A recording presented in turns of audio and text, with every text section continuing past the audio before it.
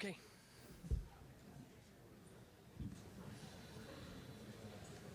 Let's make sure this is working.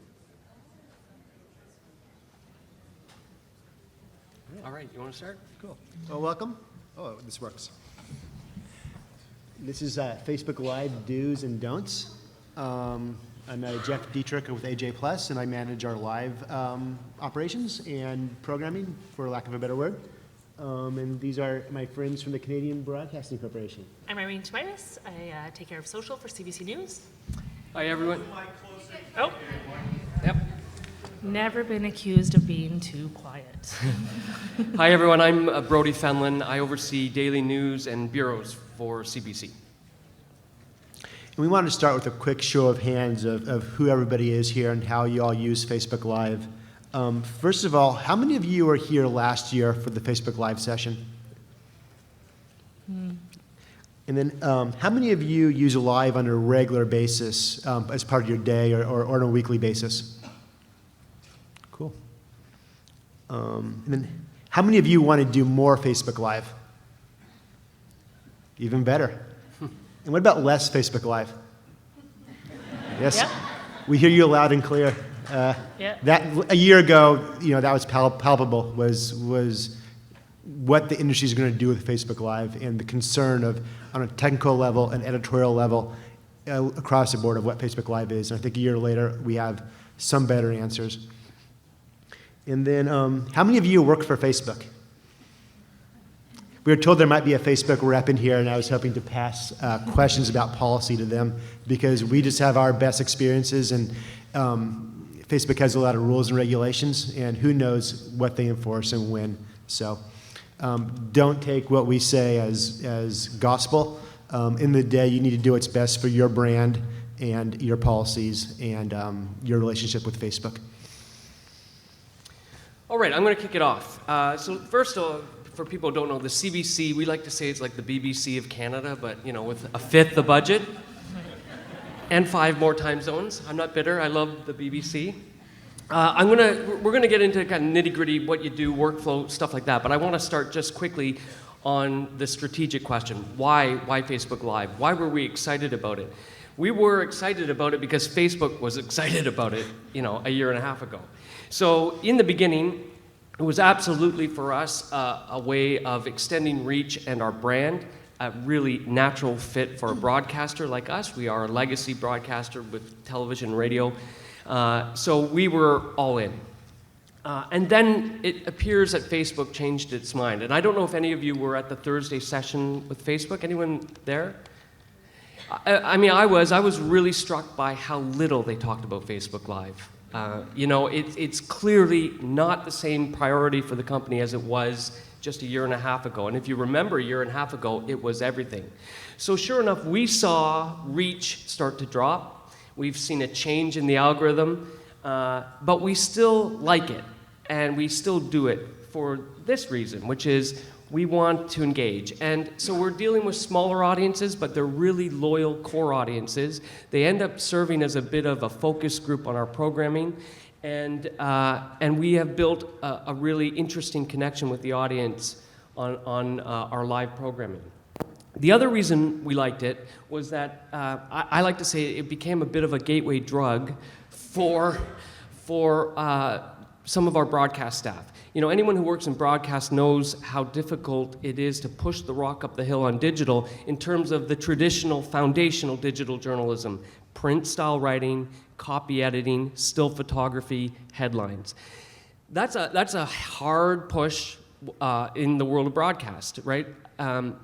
Live was such a natural bridge to cross for the rest of our staff that had to kind of move into the thinking of digital. And that whole digital ethos of engaging with the audience on kind of a one-on-one, where a lot of broadcast thinking is one-to-many. So we have found it really useful, actually, to move staff into digital. I'm going to show you a clip here. This is an example of a Facebook Live that we did simultaneously on YouTube and on our 24-hour news channel, and we integrated it all in together. But watch the host on the right. You'll see him crossing the bridge into the world of digital in real time. Can you play that? to your followers on this There were World lots Wide of them. Web. There were lots of them. It's good. Yeah, I'm feeling very modern. Rick Mercer with me in the studio, and goodbye, and thank you to Facebook, YouTube, everybody. I guess that somehow that all worked. That was a first for me.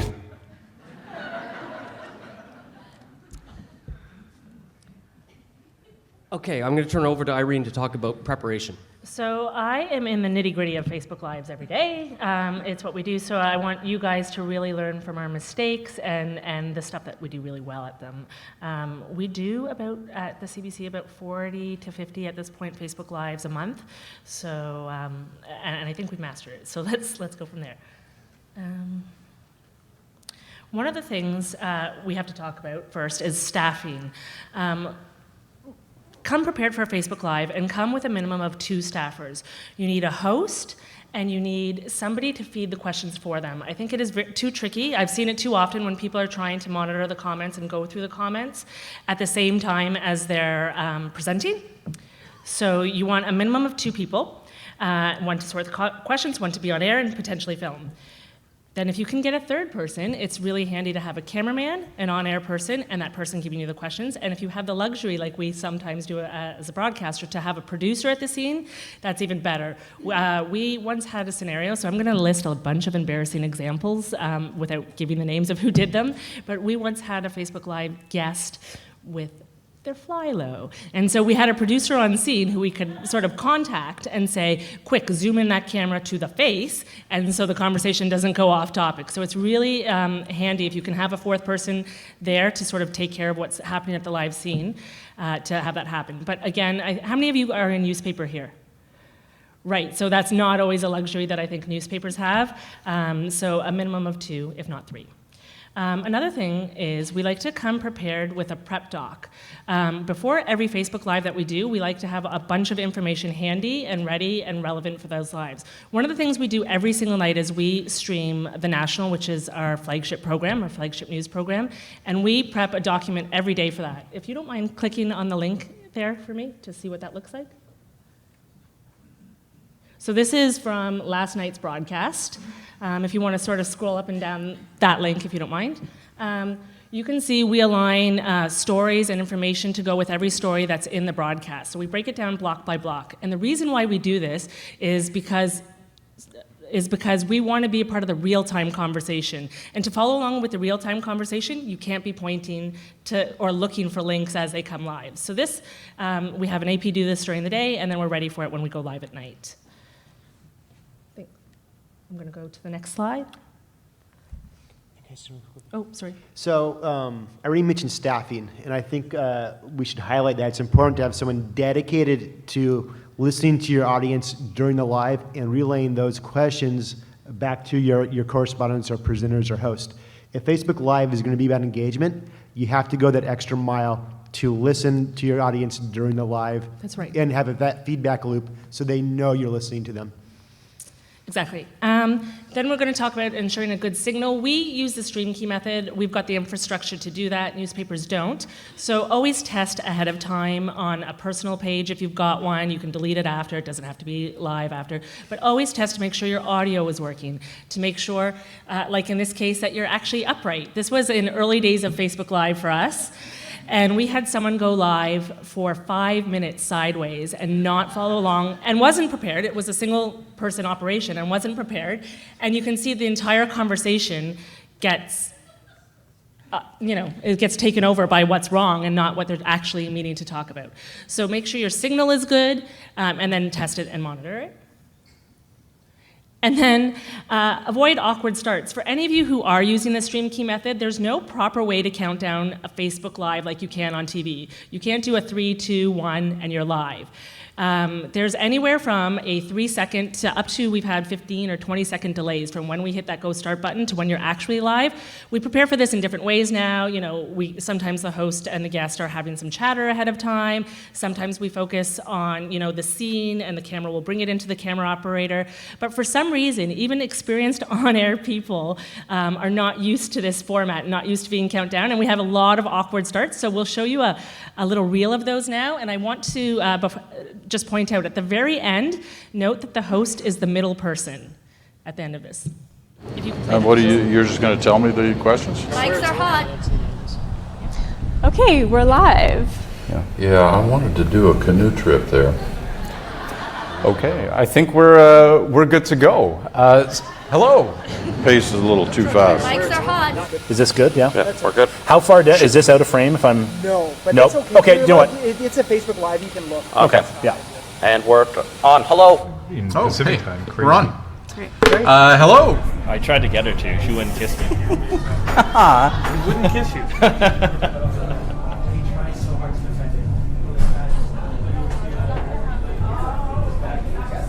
My Guardian stuff will look much better than that.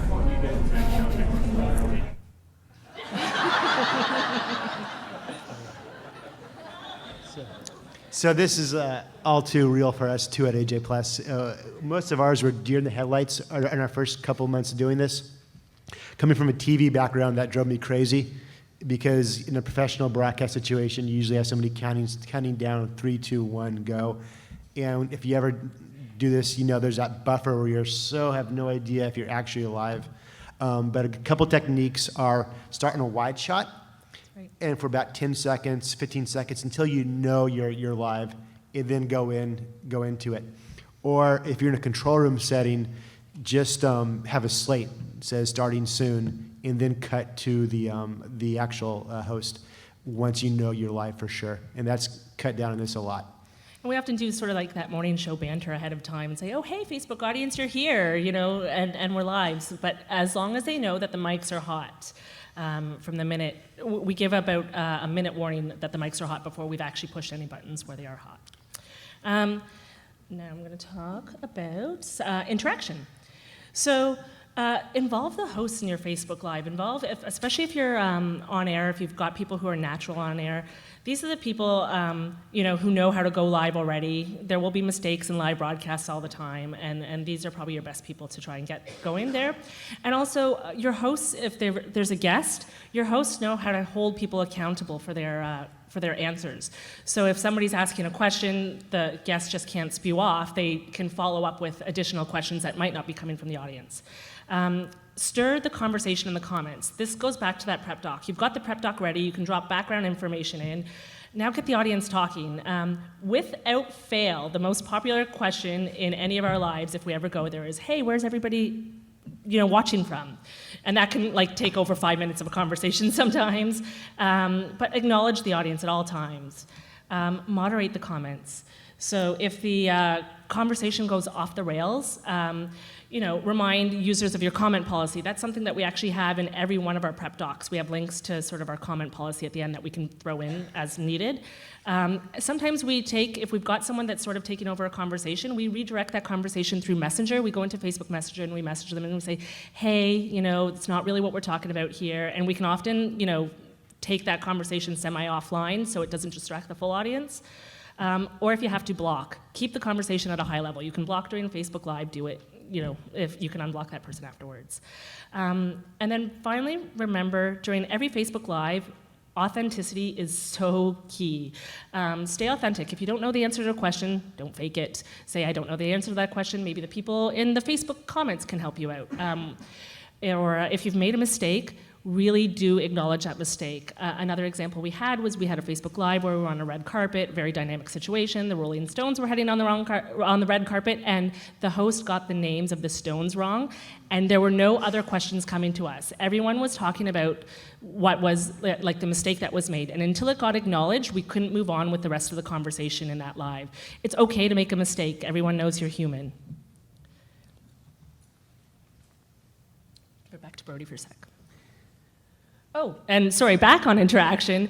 When you do interact with the audience, reap the rewards. I don't know about you guys, but we have not had a single Facebook Live where someone's like, this is amazing, so glad for the opportunity to talk about it. It is very positive. I actually would say 99% of the comments are very positive or on point for our lives.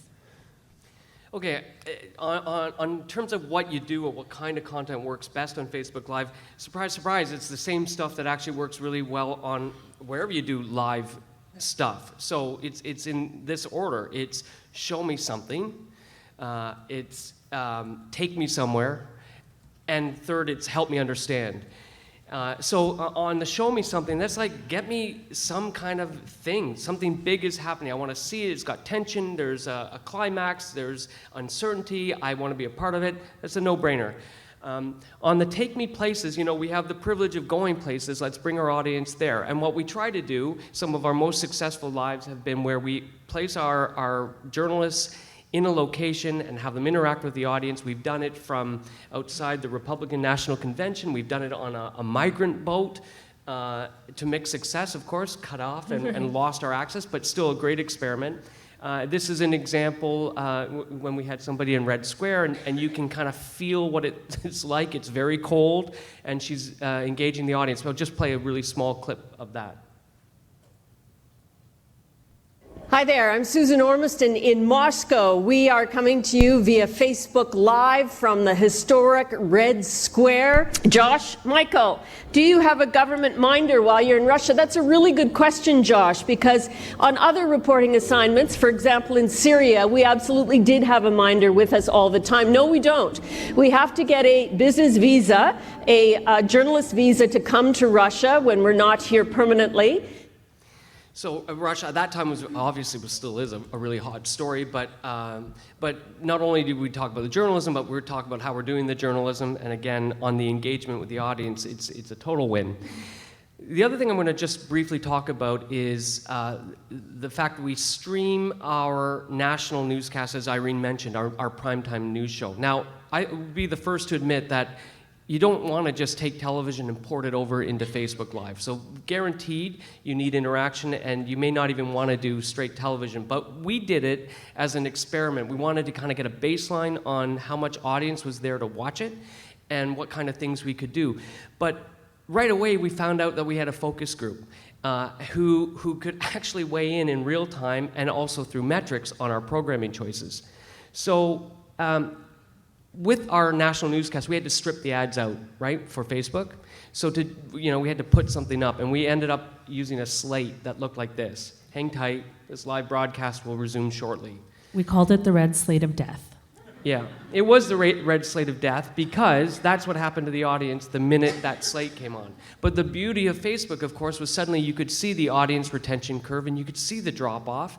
And then on top of that, we had our audience saying to us, like, hello, I love that I don't have to watch ads, but can you do something? Sing a song? Anybody have jokes? I mean, it was this fantastic feedback from the audience saying, do something. So we decided to do something.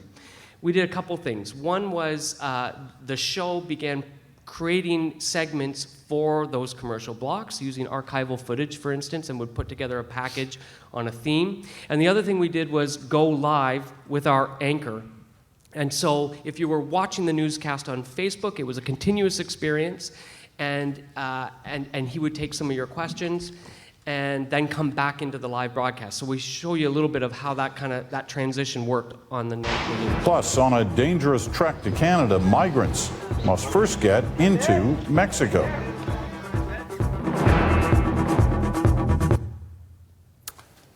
And hello, once again, Facebook Live fans. We are going to give you about 4 minutes of time here to answer many of your questions. Lots have come in during the At Issue panel, so we'll get to them. While we're here going on in the studio, we're setting up for the next block. That was block 2. Block 3 is a special segment that we have, and I'll have to change locations to get there, but you'll see all that happening while we get ready for it.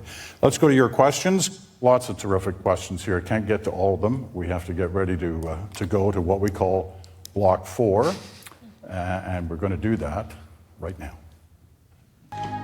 When we first got it, they were all surprised, like, really? We're going to drink this? Imagine being 12 years old and only then taking your very first sip of clean water from a tap in your home. So what you don't see there is actually him interacting with the audience, but it's fantastic. And it's a different him. It's a relaxed anchor, still authoritative, lots of questions about journalism, but a far more interesting kind of connection with the audience.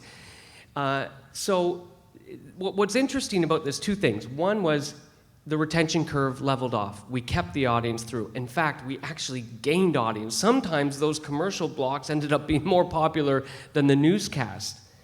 The other thing is, the audience loved it. But the third thing that was really interesting to me was that the persona of the anchor and that kind of voice of God that happens during the broadcast, you had this sort of jarring juxtaposition with the Facebook Live where he was a different anchor and he was a little more personable.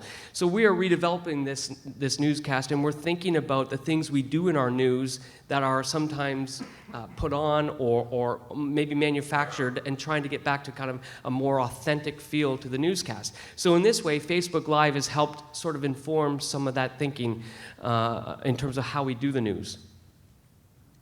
I'm going to talk to you about the numbers and how you can learn from them. Everybody here regularly does Facebook Lives. Who has seen a major drop in reach of their Facebook Lives? I'm surprised I'm not seeing more hands up. We do, or who measures reach of their Facebook Lives? Okay, well, the first thing I'm going to tell you is measure everything. The more you can learn from the what your audience is responding to, the better you can serve them. If you don't mind clicking on that link, we actually have measured stats for every Facebook Live we've ever done. If you can click on that hyperlink at the top so we can show it quickly. And one thing we found is over the past year and a half, 2 years, whatever it's been, that reach has dropped significantly. Also, reach has changed. Reach is directly affected by the amount of time you go live. So, oh, nope, not the right link. Was that the link there? Yeah. Well, trust me that we measured all of these. Oh, there you go. All of the Facebook Lives we've ever done. One thing when we are looking at reach, which is not the end goal, we do start to compare a 20-minute live with a 20-minute live, a 10-minute live, with a 10-minute live. What Facebook does is while you're live, they're pushing it out to more people. So if you are on the air for an hour, you're going to get a bigger reach than if you're on the air for 5 minutes. So compare apples to apples if you're looking at reach, but that really isn't what our main goal is anymore. You can go back to the presentation. Our main goal is engagement for us now, engaging with the audience. We look at stuff like how many questions did we get, how many did we get to answer, how many likes, how many shares came from our live, and then we look at some qualitative measurements like, was it a high-level conversation? Can we repurpose this in any way? A lot of our Facebook Lives are either in conjunction with TV or repurposed on either TV or digital in another way. And then finally, another way to get buy-in, as Brody was talking about earlier, is compare your TV demo to your Facebook demo and get more buy-in. One example is we have a money show called On the Money. I believe their core TV audience is over 50 and male, but without fail, our Facebook audience, when they do a Facebook Live, is women aged 25 to 34, which is something that they can only dream of getting on TV. So by sharing those numbers with them, they now produce a Facebook Live a week for us. Yeah. I'm going to pass it over to our friend at AJ Plus.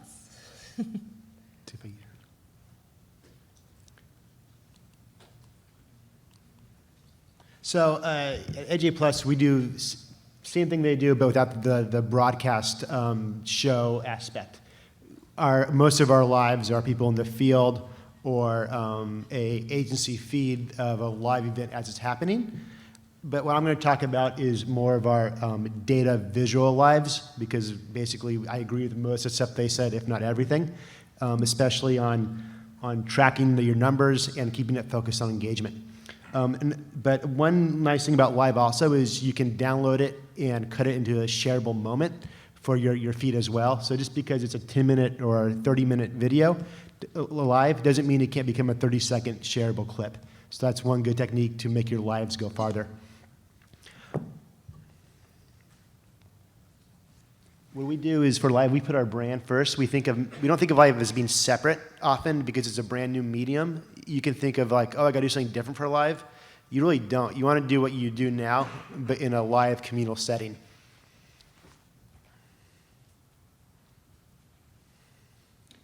You don't want to force anything because it is live. You don't want to like take a risk of doing something that's too crazy, too outlandish, too technically crazy to then have an egg splattered in your face, because in live, what can go wrong will go wrong. But at the same time, you do want to keep things different and fresh because Facebook is so competitive and things move so quickly. You want to find a way to do things that are visually different. And that's one thing that we'll see with our live visual and datas. Learn from your mistakes and respect the push notification. How many of you get a push notification every day for live? Which actually has gone down. So like the push notification is hard because those are your core audience who's going to set the tone for the engagement and set the tone for the viewership. So you don't want to like get your core audience off on the wrong foot if the live isn't what they would expect. So we started to do more polls. We don't do them very often, but we're looking for ways to incorporate audience engagement and answers into our lives. So for these, what we did is a poll on tax day, making sure it's topical, make sure that you're doing it live when people are having that conversation. So on tax day, we asked, where should your taxes go? So that's on the left. On the right is Trump's first 100 days in office, where we did a live about, hey, how do you feel about it? And then we add a factoid for each day. But take a look at it and shout out what's missing from left to right. What emoji is missing? Exactly. We didn't think this through our first time. We thought, hey, we should put a like, but we should use all 6 emojis for a poll. Well, the default emoji use on Facebook is like, so that skewed the poll, and it wasn't really worth anything after that. So we learned from that and don't do like anymore in our polls.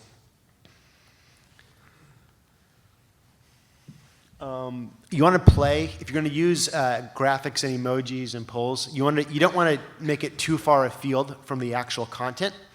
So when Trump spoke at the UNGA, we want to make sure that question is about what he's talking about, not about whether we should go to war with North Korea or you like Trump, whatever. Because the audience, the comments, and the engagement is always going to be focused on what the core content is, which is President Trump speaking. And you can play this. So here's the United States has great strength and patience, but if it is forced to defend itself or its allies, we will have no choice but to totally destroy North Korea. Rocket Man is on a suicide mission for himself and for his regime. The United States is ready, willing, and able, but hopefully this will not be necessary. So there you could see the numbers go up as he does that famous soundbite.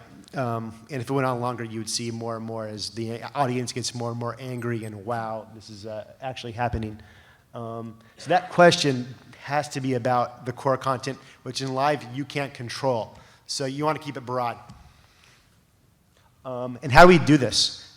This is Kutle, who designed our system, and he says, simply what I developed was a web app that connects to the API to get the data and visualize it. It's not simple. So that's why he says it's simple. It's not simple for us. And it's not simple for you. But the takeaway from this is don't put yourselves as journalists, as writers, as audio people. You need to find your organization who's going to do this for you. If you're going to do Facebook Live and do polls, go to your IT, your engineers, find a server, find a service. You'll spend too much time yourself trying to make this work. So if your manager says, hey, I want to do this, you say, hey, let's back it up and get everybody involved.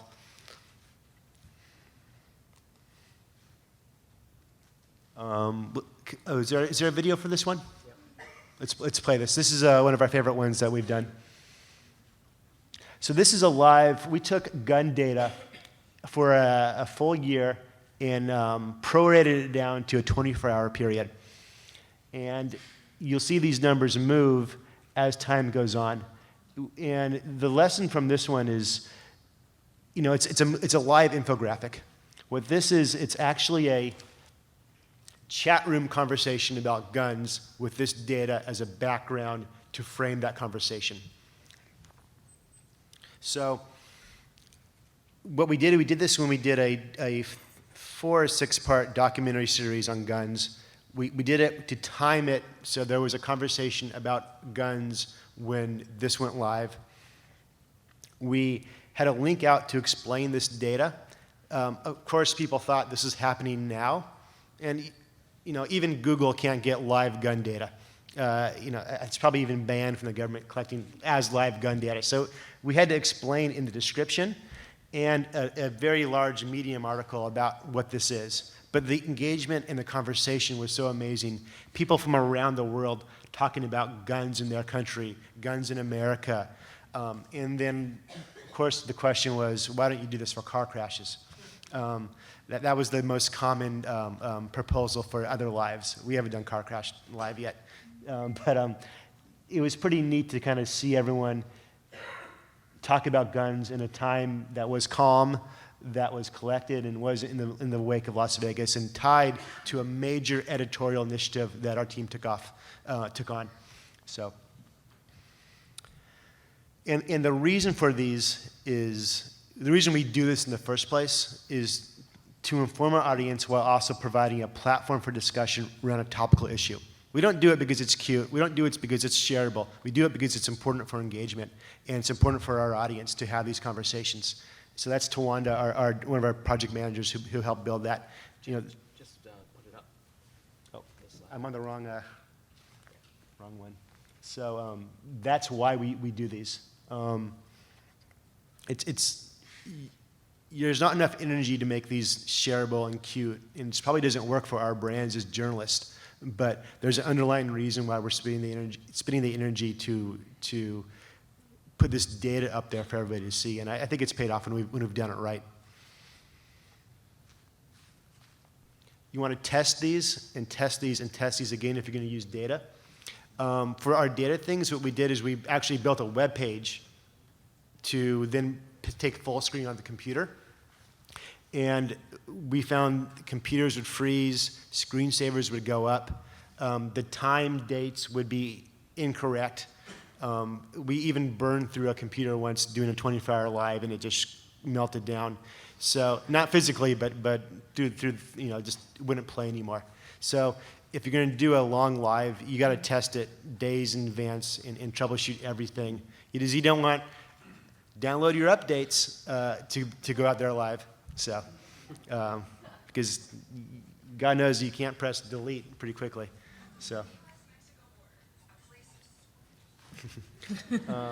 it's a great video, by the way. What that one was for is the AJ Plus video.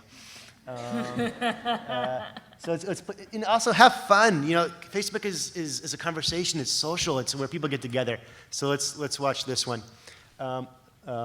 We did New Year's Eve, and I apologize for the editing. It's done on an iMac, iMovie. It's not AJ Plus.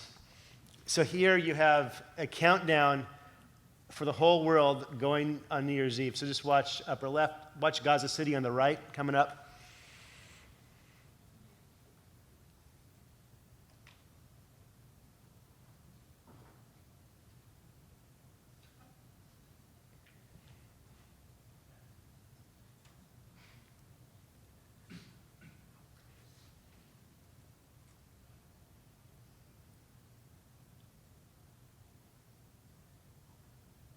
So you'll see the numbers in the live thing. 41 people watch that. It's not worth the effort. And it wasn't worth me on New Year's Eve at home monitoring this. But it was a great learning experience. That's where we learned that was a continuous live. You have the option to go 4-hour, 8-hour, or continuous. At that point, you don't get a push notification for continuous. So we're kind of strapped of how to actually make this go for 24 hours, but get people to watch it. So, we learned from that and thought that through. But, audience didn't really resonate with this because it's not part of the core AJ Plus brand. We might say Happy New Year's, but we're not going to expect our audience to really watch a live for a long time about AJ Plus ringing in the new year. But it was a nice experiment. And the last do is don't expect your audience is going to expect or read the description. So I don't know if you guys remember back in January, the bald eagle hatching cam. How many of you watched it or shared that? All right, good. So that morning we walked in the office and we had Congress was going to be sworn in. So we said, why don't we put both back to back on the screen for a couple hours and see what happens. So it makes perfect sense if you read the description. But how many of you actually read the description, especially on a push notification? You just click it. It's got to make sense. So don't overthink it. Don't go overboard. Recognize that it has to make sense for your audience who is busy and not always paying attention. So this was fun. It cracked us up, but it didn't really resonate too well. So. And then I got to thank Carla, Kutle, and Tawanda who do the heavy lifting on these projects. Live is a total team effort, and it's no one person. It's everybody. So why don't we talk about what's next? Sure. And then get to questions and best practices from you guys. Yep. Oh. Oh. What is next, indeed, is this slide. Design graphics. Well, for us at CBC, we thought we would design graphics specifically to increase engagement on Facebook. Not an idea that we are thinking of from AJ Plus, but one that we'd like to do.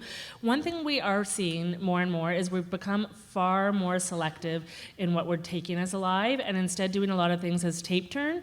As I mentioned earlier, reach only goes out while a live is live, and once that live is over, reach will stop, and we'll tape turn key moments either out of those lives or not bother to do them at all. Same thing about respecting that push notification. You don't want to be sending out, 10 lives a day to your audience. Instead, you can just watch them live and tape turn, so there's something to that. We're also looking a lot at YouTube lives, which is a bit more of a search play rather than live traffic, and they're doing quite well for us in certain platforms. We'll think of something like the Eclipse, where we just stream that live for however long, an hour or 2 hours. And while TV was doing TV programming around the Eclipse, we just showed the Eclipse on YouTube and got a couple million views there, I think. And then more of a balanced strategy, which I think Brody can speak to. Just this change in reach, the change in the algorithm, the change in Facebook's priorities, which drive all of us crazy, I know, is just a good reminder that you cannot pin your strategy on one product or platform. You need a balanced approach, and so we always go into these things trying to leverage the other tools. We haven't talked about Periscope. YouTube for sure, and our own owned and operated live streaming, really important. And if the balance gets out of whack and you're too invested in one, you get slapped sometimes when Facebook decides it's now into longer form on-demand video.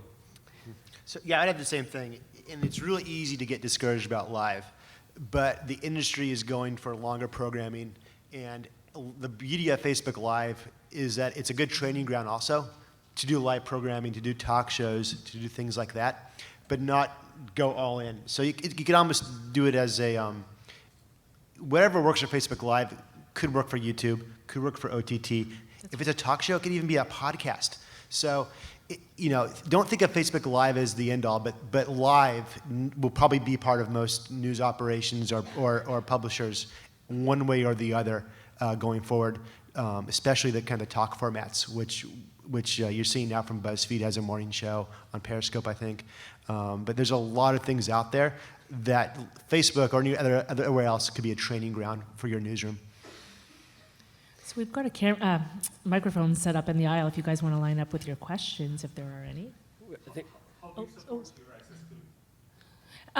So how do we, the question was, how do we support accessibility? It is really tricky.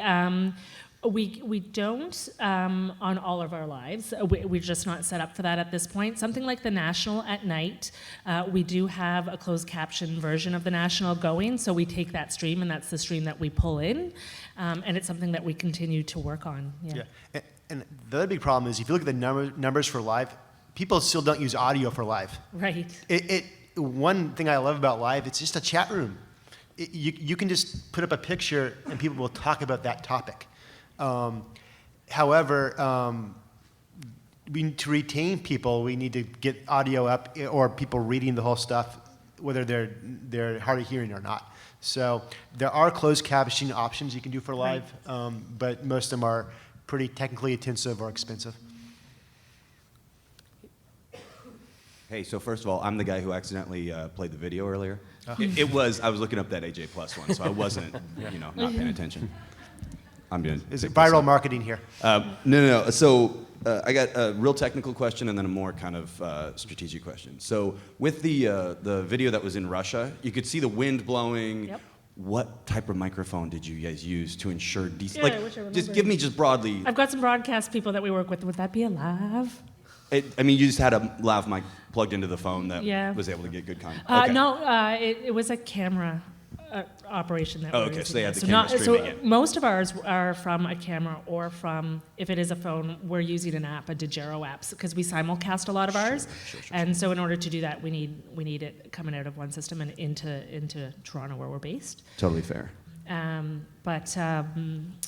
Yeah, it's like a TV operation out there. Yeah. Sure. And so then my next question is, so we have a morning show that we push out, but we produce it the night before and then we syndicate it in the morning. Sure. And so one of my challenges is getting them comfortable with pushing some of that content out before it lands on the airwaves in the morning.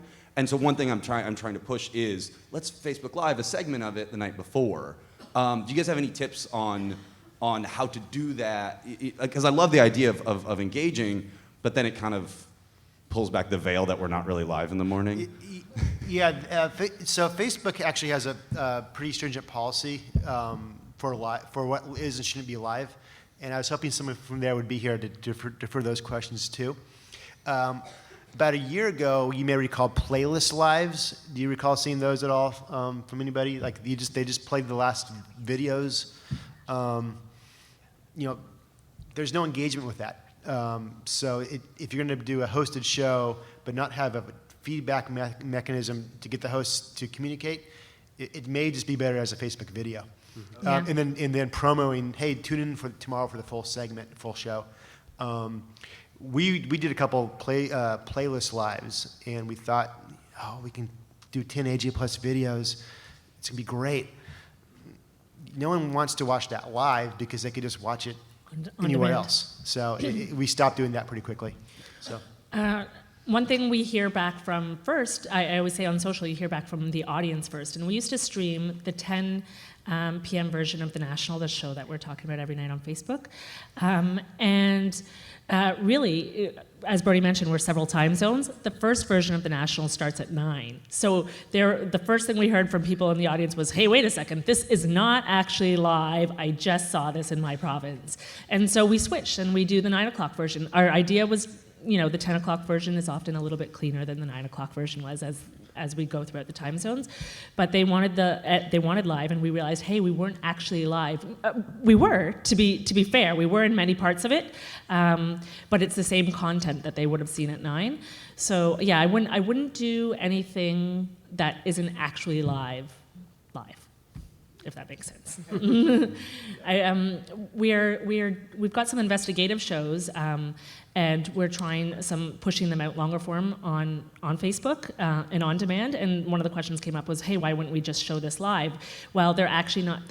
They're put together and fully assembled, so there is no live aspect to those shows. So it's just as good to have it in on demand. And can I add, as we go on, if you have a live product that works and you love, come up and brag about it. We want to hear what's working and what you guys are doing as well. So it doesn't need to be just questions. You can totally tell us what's working in your newsroom. I want you to brag a bit. Can you talk a little bit about the Facebook Live you did out of Edmonton with smartphones and what the lessons were from that?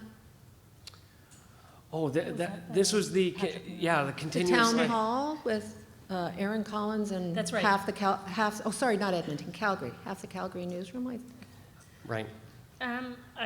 To be honest, I wasn't the one behind that, the people who aren't here, but it was live and it was on several cell phones. It was a real technical win for us to show that we can do this, but really at the end of the day, we have the infrastructure in place to do it with actual cameras. Sometimes we don't always need the cell phones, so it was a technical, cool sort of thing that we can do, but not necessarily a part of what we need as a core. Do you see using smartphones much in your Facebook Lives, or just Sure staying do, with yeah. traditional crews? Sorry, I'll say- again, we use that Dejero app through our smartphones when we can, because we simulcast so often, and doing it directly from your phone doesn't allow you to do that. And there's a more control on our end, so we can sort of turn it on and off from our end, yeah. So Dejero is a great contraption that sends the feed back to your control room, like in like a SAT truck or anything else. But most people are going to use phones for live, and that's fine. We use it for our reporters all the time. It's easier, it's quicker, there's less coordination. You can't add graphics to it, but it's what gets the job done. And if you have a professional crew in the field, you might as well use your phone. Quality is just as good. There's no reason not to. I'll just add one thing too. I think the onus is on us to lift the bar. So if you're using with a phone, I mean, that example you mentioned was an incredible amount of planning, from what I understand, went into almost like shot listing, figuring out where they were going to go and how they were going to do it, planned it all out. But also just the quality of the image, I think it matters. I mean, if anyone can do a live, what do we bring to it that's different? Well, we bring journalism, so we bring real expertise and knowledge about a subject, and we should be bringing, I think, quality of the shot and the image and the framing. And so because I think, in a world of multiple lives, you have to stand out for the audience about what you're bringing that they can't do. Yeah, I'd add, if you're going to do your phone, get a gimbal, get a tripod, get something that holds it steady. Use a microphone. Make it easy for your audience to enjoy it, opposed to get seasick. One thing just I want to add that we're doing a lot lately in terms of simulcasting is, or more and more, is we're simulcasting our Facebook Lives on TV.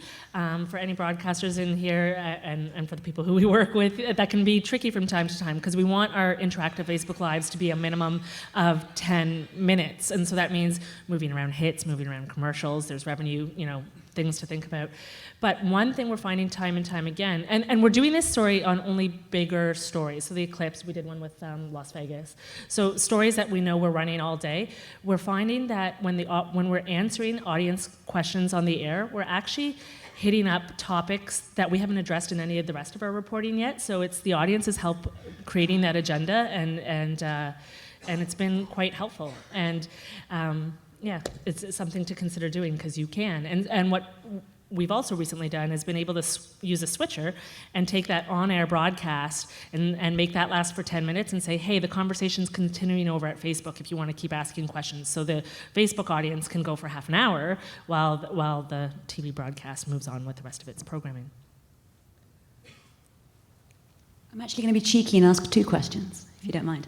Number 1, where do you stand on vertical versus horizontal for the Facebook Live? I don't think it's something we've thought about in great detail, but ours are all horizontal. I mean, I think vertical's fine. If you're in the field, use your phone. Yeah, it's harder to cut down to a piece afterwards, because that's right. You're probably, I mean, I guess you could post a vertical video on Facebook, but it takes up the whole screen, and people stand vertically. So if it's just someone talking and you're not going to be doing horizontal movement, there's no shame in vertical. It also depends on the scene, I think, that you're looking at. Like if it requires you seeing a lot of the stuff in the background. So if you're at, the scene in Las Vegas, you might want to be seeing things in the background. So I guess it just depends on your shot too. Yeah. I think the debate horizontal versus vertical is a little more for professionals than for the audience. As long as it looks good, they're happy. People went to grad school and were educated and professionalized. They have strong opinions over like horizontal, but your audience isn't that. So yeah, and we're a little boxed in because we do want to use this in multiple places. So we kind of stick to 16:9. Although I do think there's if you're just serving a mobile audience, you should be thinking vertical. Okay. My second question is, when you think of a super successful Facebook Live that your organizations have done, the one you're really proud of, what's the example that leaps to your mind? That's a great question. Why don't you go first? God. Sorry. I got one. Okay, good. I've got 20. We've done some great things, but I think we hold up as sort of the gold standard was the Republican National Convention, where we had our reporter outside the convention as delegates were coming out, and she was taking questions, turning around, posing the questions to people coming out. This was a day, I guess, Ted Cruz had just spoken. Yep. And then even posing the audience questions to these people in real time on the scene, and then adding additional questions that she would ask as a journalist. So it was this really cool act of journalism in real time at an event where the audience was a piece of it. So to me, that was a classic Facebook Live. In that same live, I remember like the audience saying, "Oh, yeah, we missed this. Can you go back there?" And so we'd feed that information to her, and so the audience again is guiding that whole conversation. It's breaking news. The journalism, I guess, behind the Facebook Lives are what make them, rather than like all these tricks and tips you can have. You sort of want that moment. At AJ Plus, there's so many good things from the election that our field teams have done, but the one thing that was the worst quality, but sticks to me as one of the best, is we had a producer embedded on the Mediterranean Sea 2 years ago or a year ago with the migrant crisis, and she got the ship to turn off all of the Wi-Fi and just give it to her, and we had a very sketchy in and out conversation with migrants who were just rescued. And what it was is, great thing about live compared to everything else is people can finish their sentence, they can think, they can change their answer, they can just talk. And so much of video consumption in 2017 is real people get sound bites. But we had these migrants telling us their story in English, and you can understand them and feel for them as people. For Al Jazeera and AJ Plus, I thought it was the best use of taking the audience someplace where they'll never be. Mm-hmm. Because every other media organization was probably just does a 20-second VO, migrants coming off boats. But you don't get to hear them. Organizations. We also we're in the middle of the Mediterranean, off the coast of Yemen. However, we weren't able to maintain a signal. I think we tried twice. Respecting the push notification, we didn't want to go live a third time. We tried twice for a combined of 8 to 10 minutes, and we didn't get a lot of the questions answered. But what we did do for the audience was we were still able to email our host or our reporter, and so we emailed her, and we got every single one of those questions answered while she was still on the ships, and we responded in the answers. So even a technical fail was a win.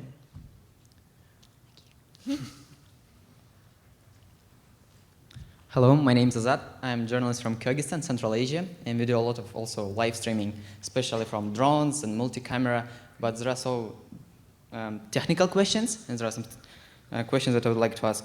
So first of question, Facebook allows to make live streaming only for 4 hours, and do you use RTMP server or YCAS server to make it more than 4 hours? How do you do this? It's probably a question for you, especially. We've gone more than, you can go more than 4 hours. Yeah, I think they whitelisted 8, so we usually let our Facebook rep know if we're going to do it, just to double check that we can do 8 hours. And then the problem with the continuous 24-hour unlimited one is there's no hard copy of that. You can't save it and download it. But talk to your Facebook rep, talk to Facebook before you do it to be safe. Okay, and also another question. Back in my country, there are some also TVs that have putting in stream recorded stuff. For example, they recorded some stuff and they're putting, I don't know, it's after next day on night show. Do you do the same stuff, or do you think it's how it's really acceptable to do on the live streaming?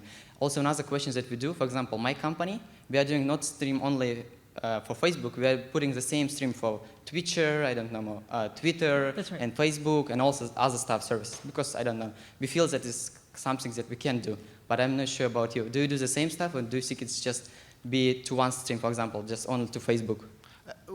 So we do Periscope. We do more Periscopes than lives because the push notification, and Periscope is built for live, so that's expected. One thing when we do both is we make sure we don't use Facebook emojis on the Periscope feed. Mm-hmm. So people on Periscope aren't feeling like they're watching Facebook. So if you're going to do both, just make sure you're not mixing platform things with your other platform. Best practices or treatments, yeah. We do it all the time. I'm a big proponent of it. If you're gonna, do it on one platform, do it on the other. I think it's topic dependent on where we run it. We do a lot of Facebook and YouTube at the same time, especially when they're interactive. But we have to make sure that we're addressing both audiences. Like if a question's coming in from YouTube, don't ignore that just because more questions are coming in from Facebook. And what we put where is the live moment key. That might just be Facebook only. Do we think that people are going to search for this afterwards? That might be Facebook and YouTube. We've done Periscope. It's not something that we do as much just because our level of interactivity there doesn't seem to be as strong or as good quality. But it's not something that we'd be closed to on certain events if the situation was right. Okay, thank you. Just a little another brief question, if you don't mind. So, if you do have any drops, for example, during the live streaming, did you have any like this situation when you had just drops? I don't know. Maybe it was a technical issue. Maybe it was a camera issue. Maybe it was some problems with the internet. What do you do? Do you continue the same stuff with RTMP server, or do you have another solutions for this stuff? Sorry, so it depends on where we are in the live. If it feels like it could complete, we just drop it and let it go and address it in the comments. If I don't think we've ever gone more than twice, trying to go live. You wouldn't do that on TV. I wouldn't do that, I don't think, on social or anywhere else. But if we do happen to go live and pick it up a second time, we make sure we link to the first version from the last to say, hey, this is where we're at. But it is 100% key to be in those comments the whole time, being like, hey, we know you're freezing, we're working on it, and people are literally making calls. We've had lives where the mics are crappy, and we actually didn't catch it, the audience caught it first, and we're like, oh, hey, we see you, that the mics aren't working, we're on it, and so the host would then say, oh, I've got a mic, thank you, audience, and they're all giving each other high five emojis in the comments because they've solved our problem for us. So I guess it's just a matter of not ignoring the audience and recognizing that the issues are happening. Yeah, we had a live dropout because they were outdoors on Canada Day, which is our big, summer holiday, but they were still connected, I think, to Wi-Fi from the building nearby, and so didn't realize, like, those simple things of testing before you go and checking and making sure you're not on Wi-Fi, and that's going to mess up when we were going from phone. So we tried twice, I think, on that, and then eventually just called it down. We have a slate we put up. If we lose it, stand by. We'll be back soon. But you can't do that if you're on your phone because you lose your connection. So we say 2 times and then you're out if you're on your phone. Pro tip, do a live outside of Starbucks with their Wi-Fi. Thank you very much. One more thing about testing is you always want to try and, I think of Canada Day as an example. You can test on Canada Day on Parliament Hill the day before Canada Day, and you're not going to have, 100,000 people try. It's like trying to get Wi-Fi here, right? No presentation, no problems. Suddenly you've got a packed room full of people, and you're not going to be able to connect. Red carpets, we find that all the time. You can try and test a red carpet in advance, but you have to be prepared and tell the audience in advance, like, this is going to be spotty. We might lose you if we do. This is what this is some other content you can find of ours or whatever. But it's just remaining really keeping the audience first in mind there. We got a few more minutes, I think. Want to take another question?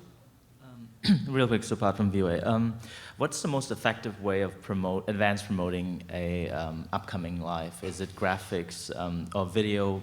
The challenge being it's 2 separate videos. That's my first question. Second question is, have you experimented with live with the new function where you can invite a guest and split screen? We've tried that, but it hasn't worked all the time yet. We haven't tried live with because we don't have to. We have the facility to have switchers that can do that for us. It's sort of one of the bonuses of being in broadcast. And for promoting, you can schedule if you know that a live's going to happen at a specific time. I wouldn't recommend scheduling if it's iffy, if you're in the middle of the Mediterranean or whatever. But you can live schedule ahead of time. That'll build an audience. Quality. You can. I've seen, and we've tried putting it in our calendar of events on Facebook. So use your calendar to Nice. tell You people. get the reminder if you do that, which is nice. Yeah. But that's not available on mobile, right? It's only on. But your calendar is, right? It's your Facebook calendar. So just programming it as an event. And so it doesn't link to your Facebook Live, but it reminds people that, hey, you're going to go live at a certain time, and I might want to look at their page at this time. So you can do that. There's little ways around it. You can tweet them. We don't get a ton of traffic. We're lucky. We're a fairly large page, so when you have a certain amount of followers, you're guaranteed a certain amount of success. But I wouldn't. Where I wouldn't do that is if you're not sure if you're going to actually be able to go live or not, which are probably 50% of our lives. If we're not sure we're going to be able to go at that specific time. So if you don't have the broadcast quality, use a calendar. Yeah. Any other ideas? One more question, and then we'll sign off. Okay. This is simple. Can I just get your recommendations for shotgun mics and lighting if you're using your phone? Because the ones I use work great, except for when they don't and they start sounding like a bug zapper. So just the recommendations for if you're using an iPhone, what shotgun mics you would recommend? I don't have that offhand, but if you give me your email address, I'll email it to you. Yeah. And likewise for me. Super. Just come up after. Yeah. So I think that's it, guys. Thank you very much. I hope that was useful. Appreciate your time.